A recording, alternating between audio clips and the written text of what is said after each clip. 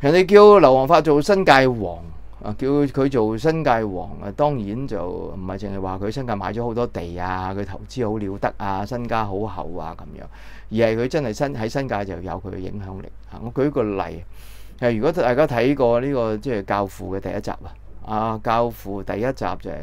一開場嘅時候就馬龍白蘭度啦，係嘛？咁坐喺個房裏邊咁樣，陰陰暗暗嘅，咁然後就出邊坐班人，好似喺度睇門診咁樣嚇，咁然後咧逐個咁樣叫入去，咁然後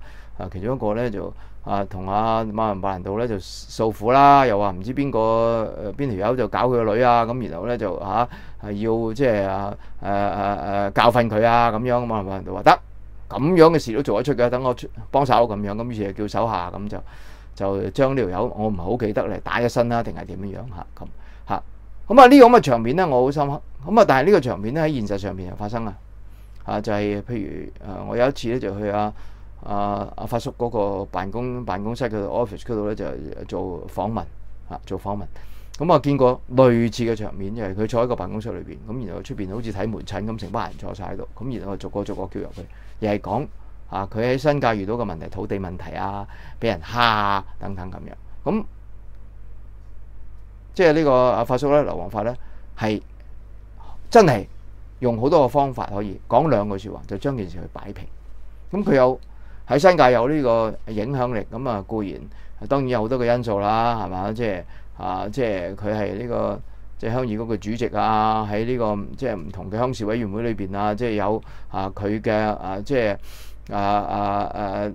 即係勢力嘅範圍又或者嗰啲人脈關係等等，有好多難題咧去解決。咁亦都有好多同佢打過交道嘅一啲，即使唔係好同意或者即係覺得呢個新界呢個鄉事嘅力量咧，實在係太過醜陋啦，即係勢力太過龐大啦，太過橫行霸道、無法無天呢啲土豪劣紳。即使係呢啲人咧都會覺得發叔咧確確實實佢喺解決矛盾同埋解決問題嗰度咧佢係嗰個政治手腕係好叻嘅佢係唔會將個矛盾去激化嘅佢希望一人行一步將個問題解決。即係換句説話嚟講，係人都唔想打殺嘅啦，係人都唔想衝突嘅啦。如果有中間人可以擺平到件事嘅話咧，咁件事就容易解決，咁可以平穩過渡啦。咁劉皇發就係一個咁嘅人佢有佢嘅影響力。我講就話佢喺新界地區盤根錯節幾十年除咗有地之外，人脈關係非常之廣好多人都聽佢話。如果咁簡單嚟説，好多人都俾面佢。好啦，到今天佢唔喺度啦。佢個仔佢已經係即係計劃咗好長嘅時間，就係揾個仔接班啦咁樣。咁佢個仔接班接鄉議局嘅主席亦都接咗呢個位做立法會議員咁。當然老老實實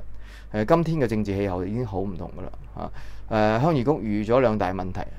劉業強係未必能夠解決嘅。第一，喺劉皇發晚年嘅鄉議局咧好多人都已經好唔順，即係呢個新嘅安排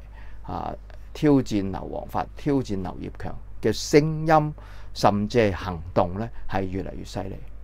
咁呢個亦都反映得到咧，側面反映得到咧，就係話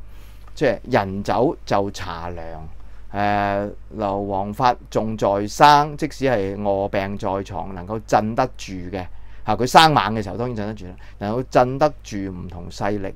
當佢一去嘅時候咧，強人一去咯。如果我當佢姑且叫做強人一去咧，其實能夠維持翻舊嘅局面、舊嘅秩序嘅機會咧，係越嚟越細。即係話劉皇發講一句，大家可以擺平，可以聽；劉業強講10句甚至100句咧，大家可能未必聽。呢個係一個必須要承認、必須要面對嘅政治現實。仲有一樣嘢，大家記唔記得咧？其實新界人咧。以劉皇發為首嘅咧，其實係唔同嘅階段咧，都曾經嘗試過組黨嘅。OK， 喺98年嘅時候，佢哋想組黨。最近呢一次呢個立法會選舉，佢哋都想組黨。兩次咧都係被消滅於萌芽狀態。嗰陣時已經講到興合合㗎啦。即係侯志強呢班人出嚟講最近呢一次話想梁福源話想組黨，但係結果最後都被呢個即係西環係叫停。原因係一字咁淺嘅啫，其實即係成個新界區嘅力量，鄉事派或者叫做鄉議局固然係一個非常之龐大嘅力量，係不可小覷、唔可以睇小嘅力量。但係佢已經俾人逐漸蠶食佢嘅人咧，就其實係西環喺幕後好清楚嘅。西環喺幕後咧，譬如搞呢個新界社團聯會啊，又或者佢啲唔同嘅鄉事委員會已經有，譬如民建聯嘅人喺裏邊啦，慢慢食你嘅力量啊，食你嘅呢個代表性啊，食你嘅選民啊，咁樣已經漸漸咧一個窿一個窿一個窿咧係已經存在㗎啦。嗱，除咗嗰啲鄉紳起來造反唔聽而家嘅新嘅鄉議局主席話之外咧，其實更大嘅對於呢個鄉事派，對於鄉議局更大嘅危機就係嚟自親中嘅力量，即係嚟自西環嘅力量。即係原因好簡單啫，即係西環點解要伸隻手落嚟咧？因為呢一班咩新界社團聯會就係我的係嘅，我叫你去東就去東，去見你去西就去西，你唔會唔聽話嘅。即使好多新界嘅利益可能會被損害都好，因為我哋話新界人係最識搞政治噶嘛。即係你叫佢做任何嘢，佢就問我有冇着數先。我有着數我就祠堂都買埋。如果我冇着數咧，我誓死同你反抗。即係話佢唔係天生就係忠誠於權力呢一班人嚟嘅。佢向權力靠攏嘅目的係攞着數嘅。咁如果係咁嘅話，咁其實西環佢哋認為駕馭唔到呢班傳統嘅鄉事勢力，何不我唔另起爐灶，而且呢個爐灶已經成熟㗎咯喎。搞咗好多年㗎咯，嗰啲人係全部係我培養出嚟㗎，咁所以即係鄉事派點解最後組黨唔成呢？就係西環好清楚佢反對，因為唔想多隻香爐多隻鬼，唔想有一班人比較獨立思考，所謂即係睇錢份上嗰種獨立思考同你對抗。OK， 不如我就揾我啲人穩穩陣陣咁樣。咁喺呢兩個情況，即係話其實兩個都有關係㗎，即係。有啲鄉紳造反唔聽呢個即係中央，即係中央意思啊，鄉議局中央嘅支笛咁樣，咁呢個就令到鄉議局咧即係寸步難行嘅其中一個原因。更加難搞嘅咧就打跛你隻腳嘅咧，就係即係呢個西環嘅勢力一路蠶食緊鄉事嘅勢力。咁我諗不出幾年咧成個鄉事、成個鄉議局咧係會變成一種名存實亡，甚至咧係會俾人取而代之嘅一種咁嘅態勢。咁呢個呢，亦都係完全無可避免嘅一種咁嘅情況出現。咁所以如果話發叔劉皇發嘅死係鄉事派或者新界嘅版圖嘅天翻地覆嘅變化嘅開始呢，咁樣我自己覺得呢，呢個分析呢離事實呢係唔會好遠嘅。我認為當然即係一次過大家捐款咧，我當然係衷心感謝啦。咁但係如果能夠得到大家長期嘅支持咧，咁對我嚟講咧係更加重要。咁所以咧我就推出咧就係一個叫做月捐嘅計劃。咁呢個月捐計劃咧都係通過 PayPal 嘅。咁大家咧可以咧就係登入呢一個網址啦。咁呢個網址咧其實去咗我 blog 嗰度去